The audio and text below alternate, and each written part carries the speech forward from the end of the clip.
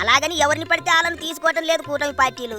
వాళ్లకు నచ్చిన వాళ్ళను, వాళ్లకు కాస్తో కూస్తో రాజకీయంగా పనికొచ్చే వాళ్ళను మాత్రమే లాక్కుంటున్నారు. ఆ బందరు పకోడి పేరుని నాని జగనన్నతోనే ఉంటాను, జగనన్నని వదిలిపెట్టను అని గొట్టాల ముందు కట్టింగ్లు ఇస్తున్నాడు. కానీ ఆ వెంకట్రావుని ఇప్పుడు పార్టీ మారమని ఎవరు అడిగారు? ఎవ్వరు ఏటి అడక్క ముందే అయ్యగారు బయటకు వచ్చి నేను వెళ్ళను అని కూస్తున్నాడంటే ఎవరో ఒకరు నన్ను లాక్కొండయ్యా బాబా అని చెప్పకనే చెబుతున్నాడు అన్నట్టే కదా. కానీ అట్లాంటి పప్పులేం ఉడకవు అంటున్నారు. ఇక బొత్స బాబాయ్ విషయానికి వస్తే పవన్ కళ్యాణ్ మీద బొత్సాకు, బొత్స మీద పవన్ కళ్యాణ్కి ఎప్పటి నుంచో అభిమానం గట్టిగానే ఉన్నదంటున్నారు. అందుకే ఎదురుపడినప్పుడల్లా ఎట్లా ఉన్నారు, బాగున్నారా అని పద్దాక కుశల ప్రశ్నలు వేసుకుంటుంటారు.